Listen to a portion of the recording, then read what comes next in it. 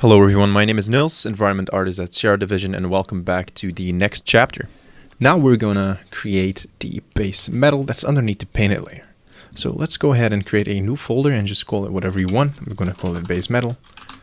And you can disable the painted layer so we can visualize it just a little bit better. We're gonna add a fill layer and drag the metallic value to 1, drag down the roughness just a little bit. So this will be the base to work from. We're gonna add some layers to it. And we don't want it super detailed yet because only some parts will be visible, so we don't really have to spend a ton of time on this. If we look at some ref, we can establish that the metal layer underneath is quite rough. It's not as shiny, and it's kind of oxidized and has a little bit of variation to it as well. So what we're going to do is create a new layer on top of this one, and we can basically just duplicate it and disable everything except for the roughness and metallic. The metallic, we can drag it out just a little bit, or you can leave it as 1. Depends if it's just for portfolio purposes or if your client wants a strict 0 to 1. But other than that, if it's for portfolio, feel free to keep it in the range of 0.9 a bit as well. Then we can drag the roughness a bit, since the metal is quite rough.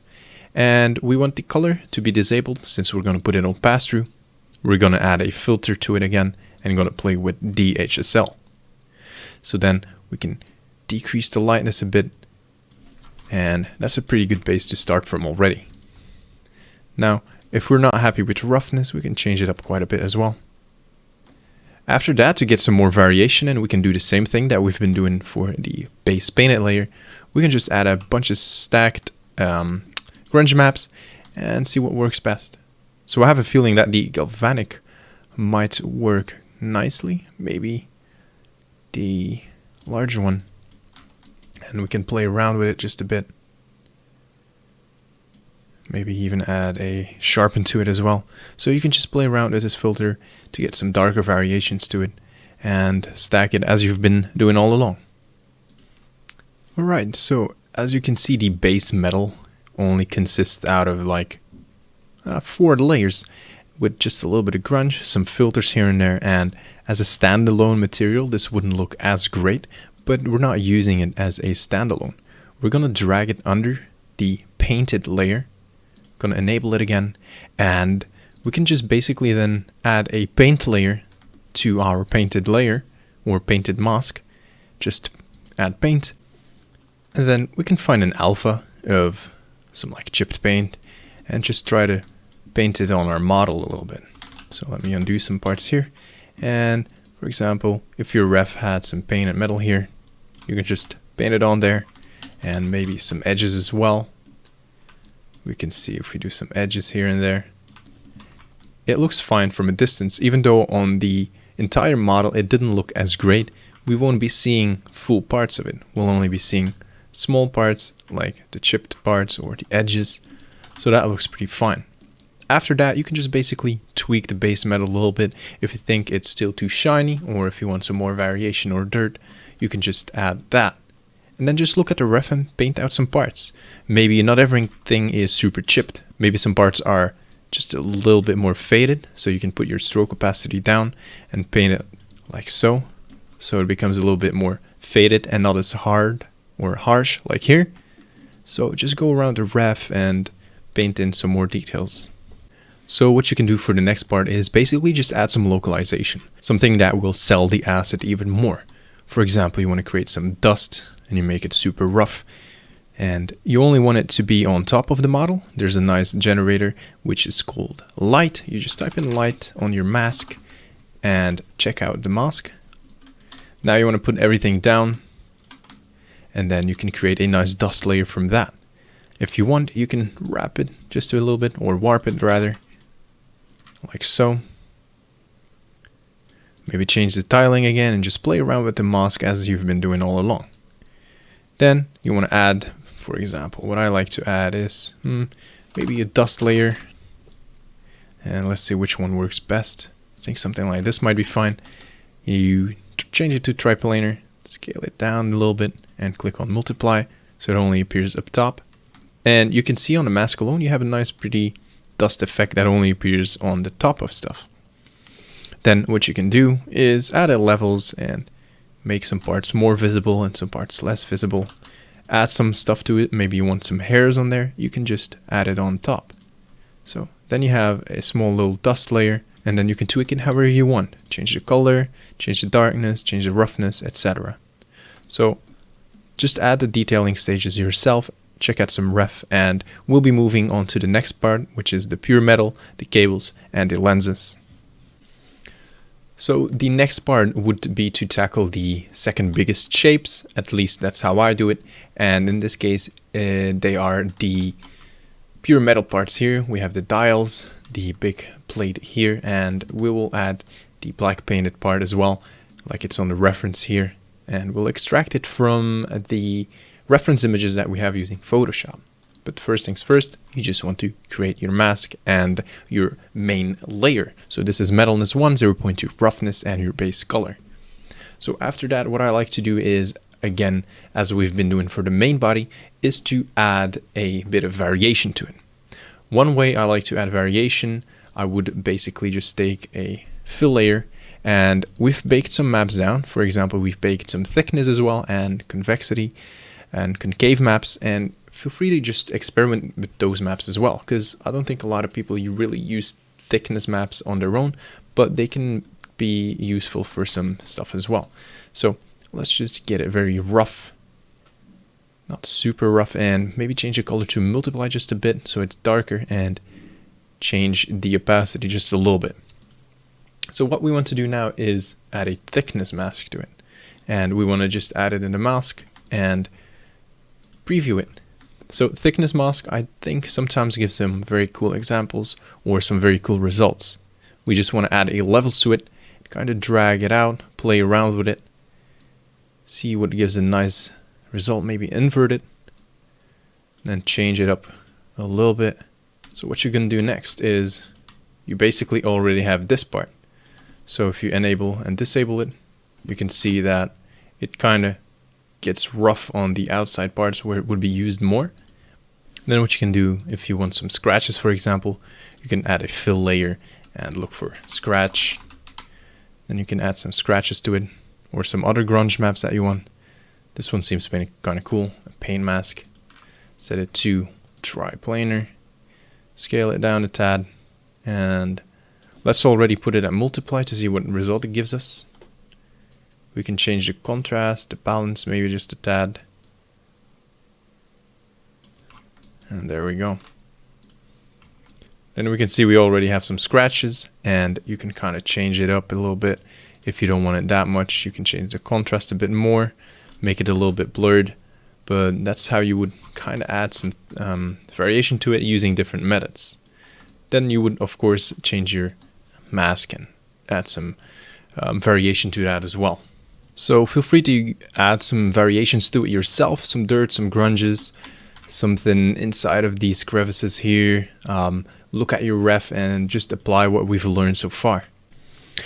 So if we want scratches that are kind of inset, but the outside are kind of extruding outward, we can do that by creating a new layer. I'll just create one with a random color so we can visualize it just a little bit better.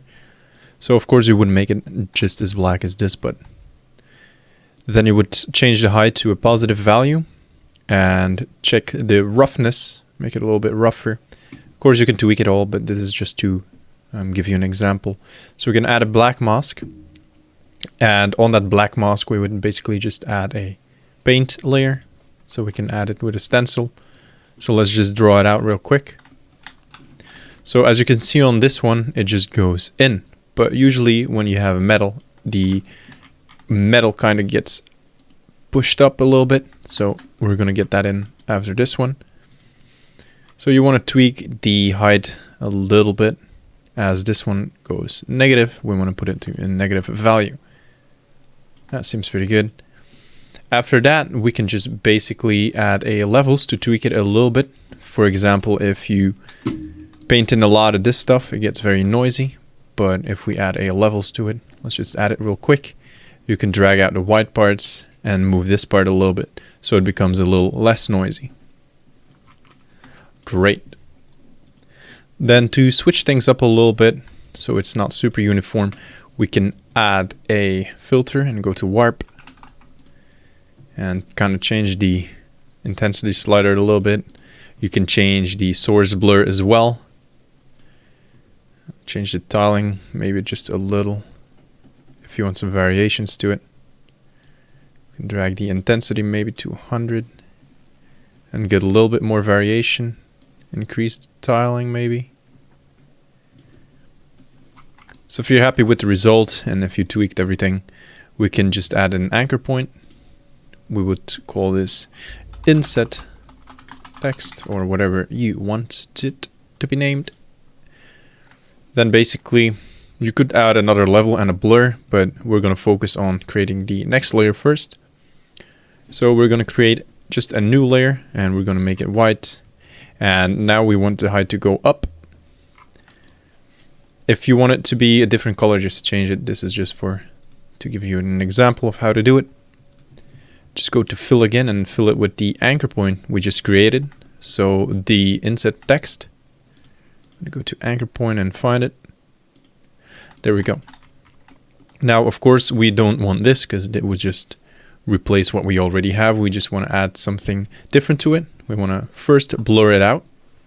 So we go to right click, add a filter and add a blur to it. Decrease the intensity just a little bit. And then we want to duplicate that layer that we just made with the anchor point and drag it above the blur. And instead of having it as a normal, we want to have it as a subtract. So only the outer layer will be visible. After that, you can change up the blur a little bit, or you could just add a levels, crank up the wide and decrease the grays just a little bit. Then we can go to material and check out how it's looking. We can change the height maybe a little bit and change the other mask to go a little bit less inward. So right now you have this part here where it kind of gets extruded out and the inner part gets extruded inward. One thing you could also do is add a blur to it so it's not as harsh. And if you want it just a little bit tighter, you could add a sharpen filter to it. And that's basically it. Then you can change the paint layer of this one. Of course, you would name your layers. And then if you want something like text, for example, you could do the same thing. You might need to tweak the values according to what kind of text you have or what kind of stencils you're using. So maybe text would need something else. But if you, for example, draw the S right here, it might be just a little bit more visible and the metal goes out while the dark part is inset. But you would of course tweak all your values to make it look a little bit better. You could also add in noise and put it to subtract or multiply even. You can play around with it just a little bit. So it would break up the edges just a tad bit. So the next thing that I want to get in with you and show you is these little lines here that we said we weren't going to do in the high poly, but I also wanted to give you the option just to do it in Painter instead. So let's go ahead and add a new layer and just keep it at height for now. You can add a color later and make it negative. Add a black mask. We can add a stripes to it. Just type in stripes and we can preview it, put it to triplanar, change the shift to 0, dial the stripes all the way to 100, maybe make it a little bit smaller, and then preview how it looks on the material. Right now it's very harsh, and if we look at the ref, you can see that it's pretty soft here as well. So we just want to add a small blur to it. You can add a filter, blur, and blur it out just a tad. Now it of course appears on every single thing, so we just want to put it to multiply, and then we want to add a paint layer, drag it down, and then we just want to paint in with full opacity where we want the lines to appear. So let's say the lines are all only here on this side. We can paint it in and then make sure it's perfect, delete the middle part, and then you can do the same thing for the one up top. So now you got these details in, and that was super quick. You could have done it in high poly as well, but just to give you a couple of options. So next up is the stuff we're going to do in Photoshop. So we can just create this one by just making it in Photoshop ourselves, or just putting in stencils in Painter. But for stuff like this, it is very specific, and if you would have to create it from scratch, it would probably take a long time. So what you want to do is, if you have a high resolution enough picture, you can just check it out. And I found a pretty high resolution one here. I could zoom in and the quality would stay the same. What I did was basically take a screenshot, or I can just copy the image like so, and go into Photoshop and just create a new layer. Doesn't have to be the exact same size. Let's just keep it at 1024 and paste in the image that you just copied over. The next part is to cut out whatever you have here. So we can select this part, select the inverse, and just delete it. We don't need it. Then you can scale it up if you want to. You don't have to. Just make sure the quality is kind of decent. Okay, so as we've done with the squiggly lines, we can just desaturate it by adding a HSL and just dragging it all the way down so it's black and white. Then we can add a levels again and just play around with that until we think we have a nice mask. We can drag out the grays a bit more and see what would happen if we did this. And once you tweak everything, you might end up with a nice mask like this one, like so. Then you can just import it into your Painter file and use it as an alpha. So let me just do that real quick. So we dragged it in, and the only part left to do is to create the black painted layer. So let's just quickly create a black paint. You would change the metallic and your roughness values accordingly, but I'm just going to keep it like this. Maybe just enable the metallic. There we go. We have a black layer like we have on the ref, and then you would just select your part. So let's create a black mask and add a color selection. Then pick this color right here. Now, if you look at the ref for this part, we can see that it has an outline of pure metal still. So what we can do is, again, we can utilize the outline filter. So we can go to filter and click outline. We've done this one before for the interior squiggly lines, as you remember, and we can play with the mask a little bit. We want to select it to the inside and change up the width just a little bit. The curve shape, let's check out what that does when we drag it all out. The threshold,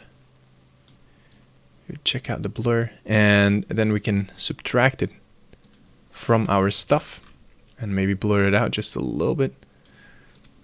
We might want to add a levels to get rid of this area right here and make it just pure white. Drag out this area so it's nice and even. Now you could add a blur to get rid of this stuff, and you can tweak it a bit manually as well. But let's check it out how it looks on our material. And this is exactly what we want. The only thing that we would have to do is paint in black for the circles right here. So I'll just do it real quick, but you just have to look at the ref and see how it's done properly. Cool. Let's say this is it. Let's say this is close to the ref as you want it to be. And then we can just go back and remember the stencil we made. Just drag it in as a stencil, and you can basically just paint it out, and you would have whatever you want in here. So just paint out the entire thing. You can scale it up a little bit according to the size so it's more accurate. So just do it like so. Of course, disable whatever. Just do it like this, and you want to be a little bit careful so you don't get the parts that you don't want in. But this is basically the entire idea. You would just do it clean and nice for yourself.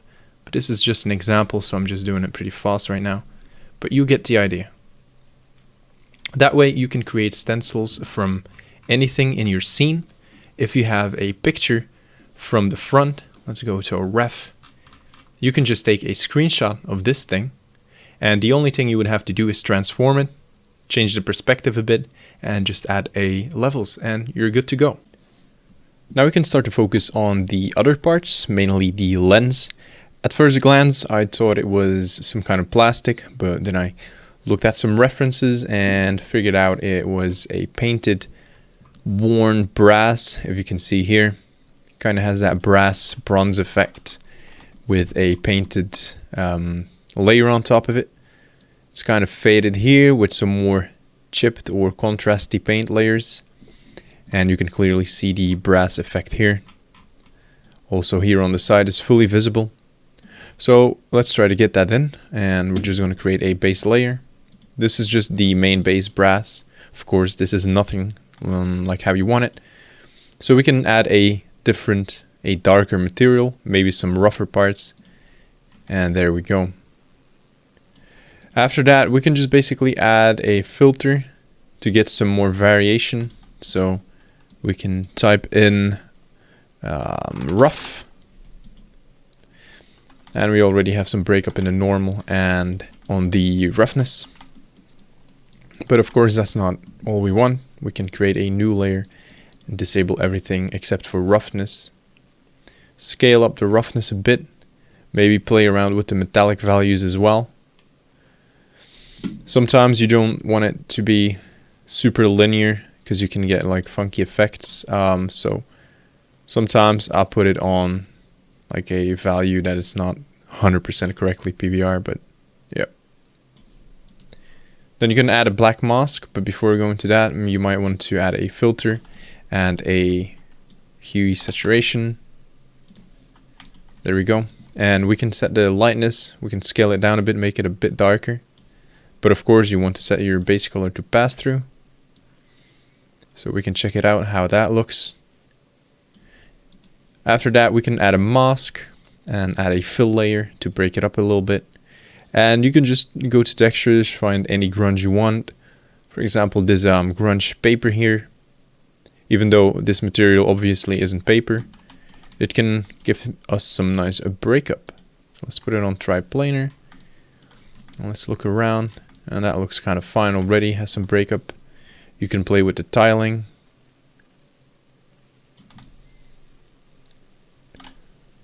Cool. So we want just a little bit more breakup, even though the brass isn't 100% visible.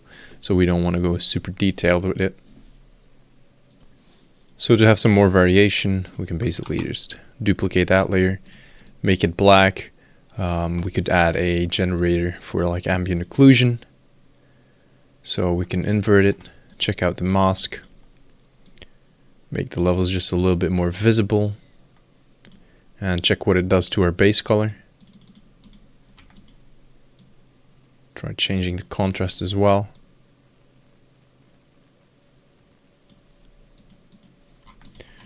Alright, that's pretty cool. Then you can always add on top of this mask, but it won't be super visible, so let's just keep it at that. After that, we can just name everything, of course, and create another layer, which will be our paint layer. So let's check out the paint. It's just some black, but some parts of the brass are still visible. So let's just color pick it. And we don't want it to be super black, so that's fine. So this will be our main paint layer right here. So after that, you can try adding just a fill layer, and to make it visible in some parts, you can maybe go to one of your baked maps and try adding a convexity to it. And of course you would want to invert the levels. Then you can play around with it just a little bit, because on the reference some parts are visible and some are not. So we can try to add a simple blur to it, maybe just a little bit at a low intensity, like so.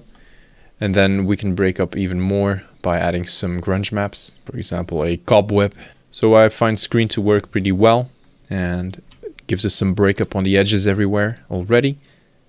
So the next thing we might want to add in is just a little bit of the faded paint over here that we see on the ref. It kind of fades away, so we can try to make it on top of this layer as well. So if you don't want to mess around with the current mask, or it doesn't work on the current stack, you can always just grab a stencil or just hand paint it in.